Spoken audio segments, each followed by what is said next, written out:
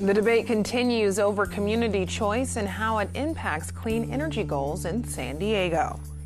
It's a ticking time bomb. It's a sword of Damocles, and it's hanging over our head. Worries over nuclear waste at San Onofre. We take a look at the alternatives. So don't ask if your dreams are crazy.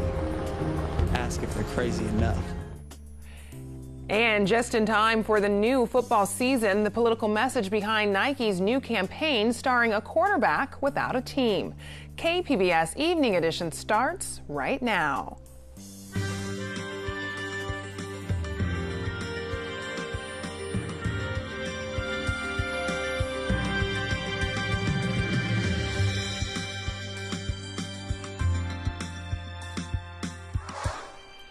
Good evening and thanks for joining us. I'm Ebone Monet. Aspen and Georgetown have done it. Now San Diego is close to choosing a pathway to 100% renewable energy. KPBS Metro reporter Andrew Bowen says all eyes are now on Mayor Kevin Faulconer. We have embarked on a very ambitious climate action plan. Faulconer gave opening remarks this morning at a forum on community choice energy. That program would allow the city government to choose where residents and businesses source their electricity and how much they pay for it. In the coming weeks, of course, I'll be making a decision for the city of San Diego on our pathway to clean electricity. And this, along with the other steps that we are taking, really is going to place us with that goal of 100% renewable energy by 2035. That is the goal. Opponents of community choice include the shareholders of SDG&E's parent company, Sempra Energy. They argue community choice is too risky for taxpayers. Despite their opposition, the Community Choice Forum host, Nicole Capritz, says she was encouraged by Mayor Faulconer's remarks. He talked about the need for San Diego to continue to pioneer, to be at the cutting edge, and that's exactly what community choice offers. It's exactly the model that's been demonstrated to be proven successful, in 140 other cities in California. So it's absolutely time for us to now embrace choice and actually bring and accelerate clean energy to San Diego. The city council has to vote on how to achieve its clean energy goals by the end of the year. Andrew Bowen, KPBS News. Governor Jerry Brown has launched another push to fight the effects of climate change. He signed an executive order today directing state agencies to work together to protect plant and animal species in the face of climate change. The order calls on agency chiefs to come up with plans for educating the public about threats to biodiversity and to work to conserve native species and their habitats. This comes ahead of his Global Climate Summit next week in San Francisco. Thousands are expected to gather in San Diego tomorrow for the Rise for Climate March. KPBS reporter Eric Anderson has details. Marchers in San Diego will be joined by concerned residents all around the world. People are getting together at the Civic Center and then the South Embarcadero Park to speak out about the threat climate change poses to the planet. San Diego 350's B. Miller says there is no question the situation is getting serious. Climate change is real, and it is happening faster than anybody expected. We don't have a lot of time. We need everybody's help. We need everybody on board, pushing our leaders to get something done. Miller says recent fires, floods, hurricanes, and other natural disasters prove that there is a threat. The march is happening the weekend before Governor Brown's Climate Action Summit in San Francisco. Eric Anderson, KPBS News. Former President Obama issued a severe critique of his successor today. During a speech at the University of Illinois, he says President Trump is capitalizing on the same resentments, fear, and anger that politicians have fanned for years. It shouldn't be Democratic or Republican to say we don't target certain groups of people based on what they look like or how they pray. We are Americans. We're supposed to stand up to bullies, not follow them. We're supposed to stand up to discrimination.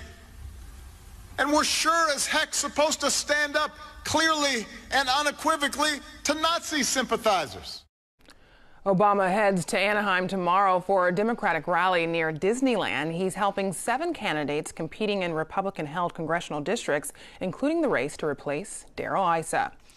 During a campaign stump in North Dakota, President Trump says he's not impressed with Obama's speech. I'm sorry I watched it, but I fell asleep. I found he's very good for sleeping.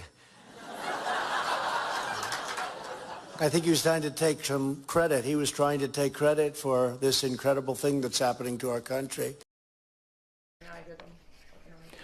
On board Air Force One, Trump also said the federal investigation into Russian interference in the 2016 presidential election is not only bad for the country, it's also unfair for the midterm elections. House members have voted to investigate a pair of congressmen who were indicted in two separate cases. The Ethics Committee voted yesterday to investigate Congressman Duncan Hunter and Chris Collins. Hunter and his wife face charges of using campaign contributions to cover personal expenses, including family vacations and dining expenses. Collins was charged with insider trading. Tijuana's police chief says the department is going to work with migrant rights groups to improve its treatment of migrants and asylum seekers heading to the U.S. KPBS immigration reporter Jean Guerrero has more. Pueblos Sin Fronteras organizes the caravans of asylum seekers that President Trump has lamented on Twitter. The group was protesting alleged Tijuana police abuses against migrants outside the police department. Group leader Irineo Mujica then scored the group's first meeting ever with Tijuana's police chief. The meeting came days after he was arrested for an alleged affront against police while protesting the jailing of a Honduran boy. Mujica says the Tijuana police regularly prey on Central Americans and other migrants heading to the U.S., and that they arrested him because they thought he was a Central American too. They said we didn't have rights in this country, that they were going to deport us. They thought I was another undocumented person that could beat up and mistreat and nobody was going to care. They don't think of these people as humans. An hour into the protest, the police chief told Mujica he'd be willing to speak in private with a few of the activists and escorted them inside. The police chief's spokesman confirmed that the officials agreed to work with Pueblos Sin Fronteras and other migrant rights groups to improve police treatment of migrants and other vulnerable people in Tijuana. Jean Guerrero, KPBS News. The family of the late baseball star Tony Gwynn has settled a wrongful death lawsuit. A trial was set to begin in San Diego next year. The settlement is being reported by the San Diego Union Tribune and other local media outlets. Gwynn's family claimed the makers of the Skull brand chewing tobacco was responsible for his death. Gwynn began using the product in the 1970s before warning labels were included. San Diego teachers are settling into their first school year without mandatory union fees. KPBS education reporter Megan Burks spoke with their union president to find out how much has changed since the Supreme Court's Janus rule 2 months ago. The court ruled public sector employees don't have to pay so-called fair share fees to help cover the cost of union representation. Before Janus, you paid those whether you were a member or not. San Diego Education Association President Keisha Borden says the local union had about 350 non-members paying the fees. That means a $350,000 loss for the organization this year. And of about 6,000 dues-paying members, 10 have opted out since the ruling, costing another $10,000. To cope, the union will rein in spending and won't fill 2 staff vacancies. We've done some reorganization, so I think as an organization, we've worked together to make sure that all of our members are getting what they need. The California Teachers Association, which spends heavily on lobbying in Sacramento, reports losing $7 million following the Janus decision. Megan Burks, KPBS News. California's insurance commissioner says claims so far from the Carr and Mendocino complex fires add up to more than $840 million. The Carr fire in and around Redding accounts for more than 90% of that total. Both fires damaged or destroyed more than 1,200 homes and businesses. Updated numbers show insurance claims from last year's wildfires add up to more than $12 million. Environmentalists and people living near San Onofre are expressing mounting concerns about what is happening with the highly radioactive fuel buried near the beach. This is about 50 miles north of the downtown San Diego. KPBS North County reporter Allison St. John is following this. So, Allison, the latest is that the Nuclear Regulatory Commission is set to come next week for an inspection of the near accident at the plant. What exactly happened? Well, this is all in the context of what Southern California Edison is doing right now at the plant, which is decommissioning it after it shut down in 2013. And they're moving all the spent fuel out of spent fuel pools into the dry cask storage just 100 feet from the beach.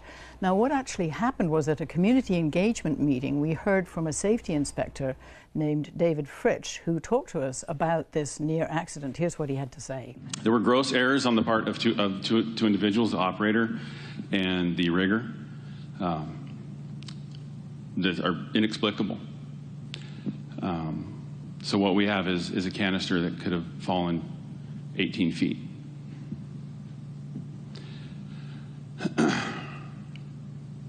It's a bad day. That happened. And you haven't heard about it. That's not right. What does Edison have to say about all this? So Edison's chief nuclear officer, Tom Palmisano, immediately at that meeting admitted that this near accident, he called it a near miss, had happened. He had revealed an earlier accident, so this is not the first accident they've had. They had a broken pin a few months ago, so this is the second mishap, or close mishap. So he talked about it and he said, yes, I should have talked about it. But he basically said that it would not have harmed anybody in reality. The industrial safety concern for a drop would be while that canister is sitting on that edge and let's say wedged in the download position, by lowering the slings on the crane, could a drop have occurred? Okay?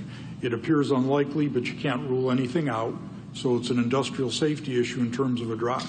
The canister itself is designed to withstand that, but that doesn't excuse it. So a serious near miss, if you will, in terms of a rigging issue. Allison, what do we know about the NRC's inspection?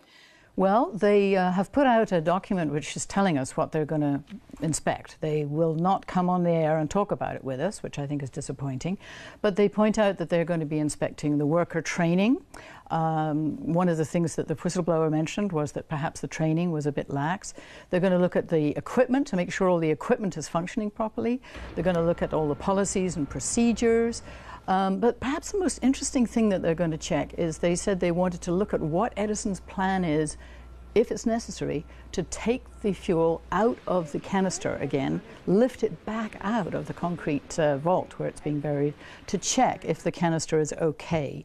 And at a previous community engagement meeting, Edison told us that nobody has ever actually taken the nuclear waste back out of a canister and put it back into the pools if there was a problem. So this is quite an interesting question. What would they do if there was a problem? And at the end of the inspection, they're going to decide whether it should require an augmented inspection, which would mean further inspection. But I think it's worth mentioning here that it's not just this short-term risk we're talking about, it's the long-term risk of leaving that waste on the shore 100 feet from the ocean with sea level rise, seismic activity. We have no guarantee that the federal government will find a long-term permanent site for this waste, and so it could stay there for a long time. And Attorney Mike Aguirre actually sued the Coastal Commission, the California Coastal Commission, saying, you shouldn't have granted a permit for this in the first place. Here is what he has to say about the dangers we face. It's a ticking time bomb. It's a sword of Damocles, and it's hanging over our head. There will be a major problem, incident at San Onofre sometime. It may be in the short term, it may be in the long term, so we have a limited amount of time. So as we just heard from Attorney Mike Aguirre and from environmentalists who are raising concerns, people want to see this nuclear waste possibly moved, but what are the options? Well, there are some options. None of them are particularly hopeful. One of them would be to move it to an interim storage site on Texas and New Mexico. That might require some change in congressional regulations. The Congress has passed a bill that would allow that. The Senate has not, and it remains to be seen if the local people would agree to it. There's another option which Mike Aguirre favors, which would be to move it to the Palo Verde nuclear power plant in Arizona, which is just 45 miles west of Phoenix. Again, they've said no, but he would like to really push that. He says there's a lot of nuclear waste there now, why not put some more there? And then another third option would be to deal with it locally, which would be basically to admit that we're the ones that use the power from this power plant, and still keep it where it is on Camp Pendleton, but move it to the other side of Interstate 5 so that it's just a little bit further away from the ocean, up on the mesa. However, the military, the Camp Pendleton, the Navy have said that they are not interested in moving it.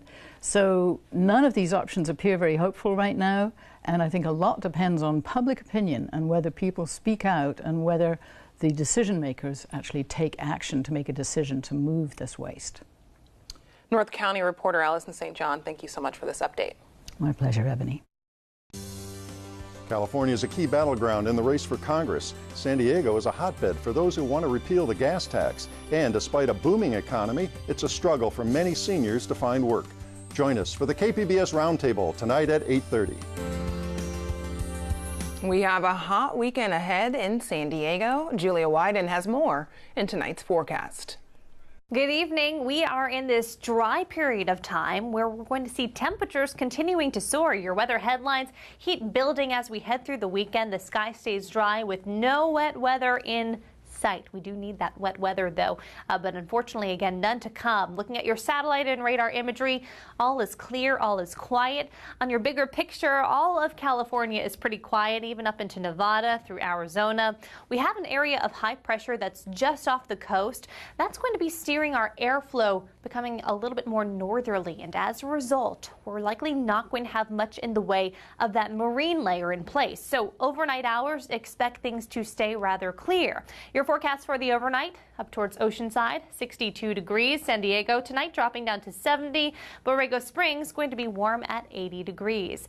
Again, in San Diego, we'll have temperatures in the low 70s. We'll get a couple low clouds around, but again, with that marine layer dissolving, we're really not going to see a whole lot in the way of thick cloud cover or fog.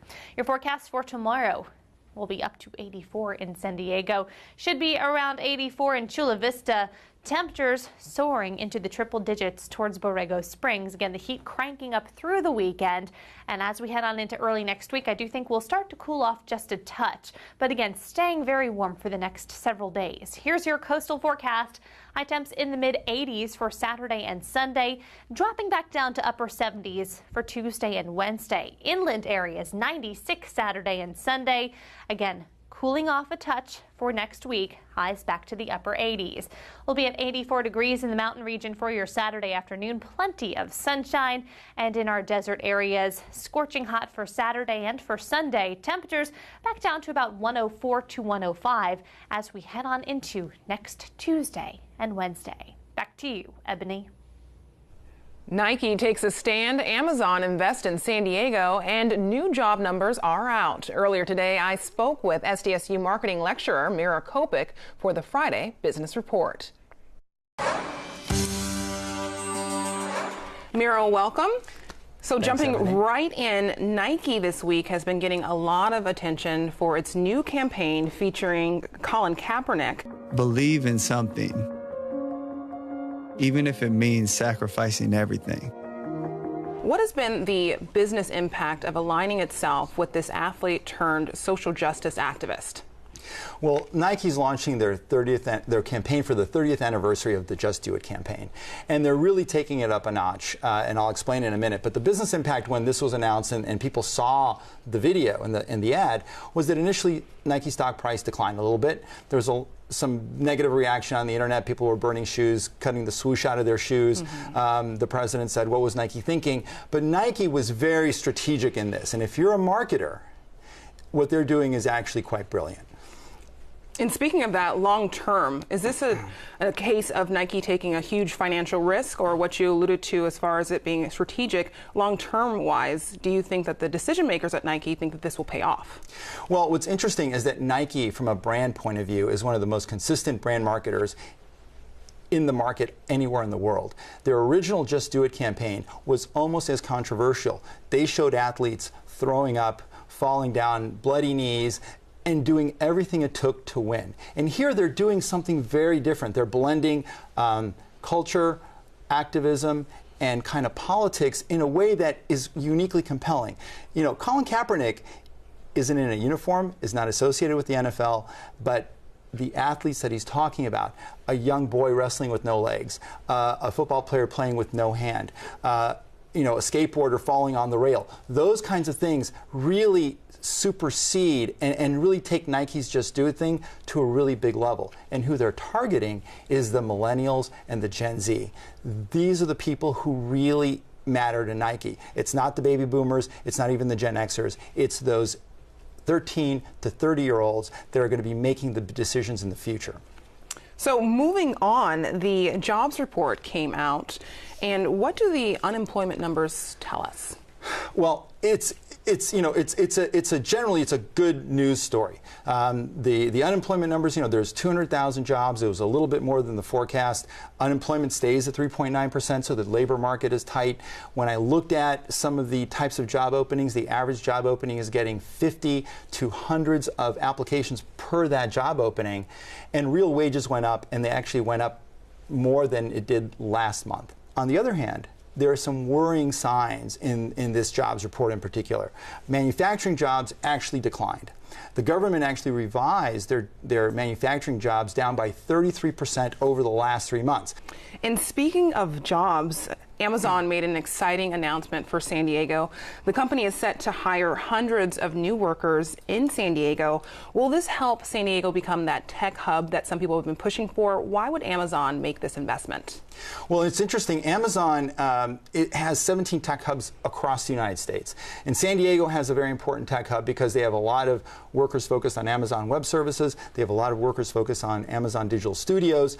And that's going to more than double the number of engineers, computer scientists, people focused on cloud computing. This is important for San Diego. San Diego's been extraordinarily successful as a city, drawing in for the last 10 years healthcare, life science type investments. There's a lot of tech jobs in life science, but traditional tech really has taken a back seat since the first .com bubble burst in 2000. So not only is Amazon very important to San Diego, but the announcement a couple of weeks ago by the realty firm that acquired Horton Plaza, where they're going to make that a tech campus, and there's going to be 4,000 tech jobs coming out of that. In combination, these types of things will help bring those kind of workers and help balance our economy. SDSU marketing lecturer Mira Kopik, thank you so much. Thank you.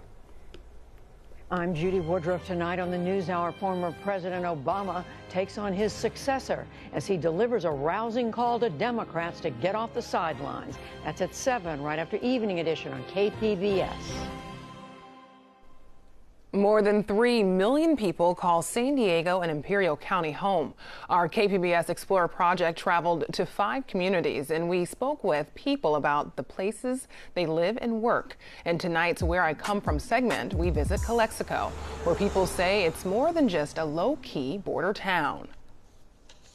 First of all, we're a border town, which is unique in and of itself, that 2 cultures combine to blend into one.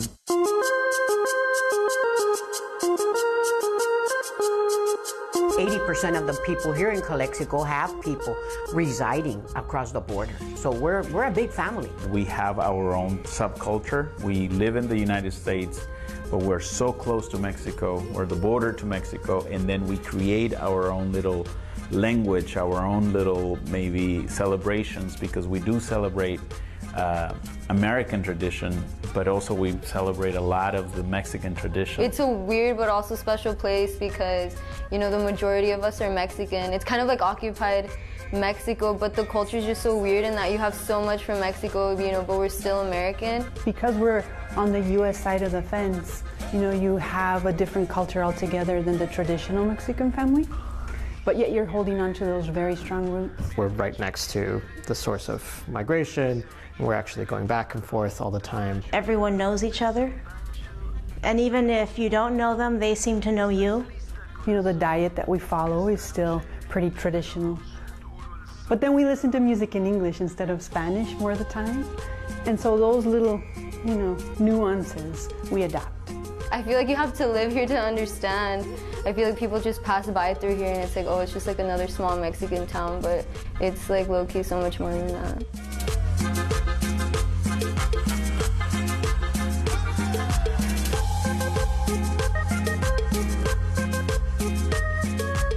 You can watch the rest of the series at kpbs.org/whereicomefrom.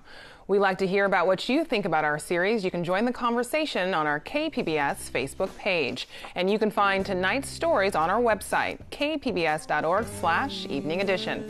And tonight we leave you with Sun Valley Gun Club performing at Capitol Public Radio. Thank you for joining us. Have a great night. To each item of memory, I stood in the basement, staring at a pile of broken boxes. I'll see you again in a few days, but that doesn't seem to matter.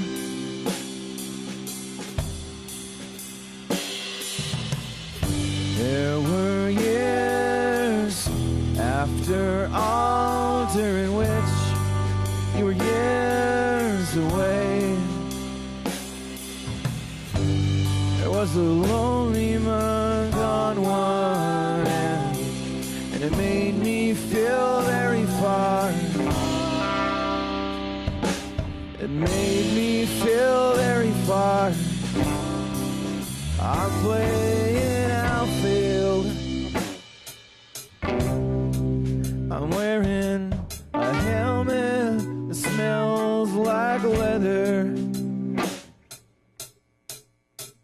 I'll see you again.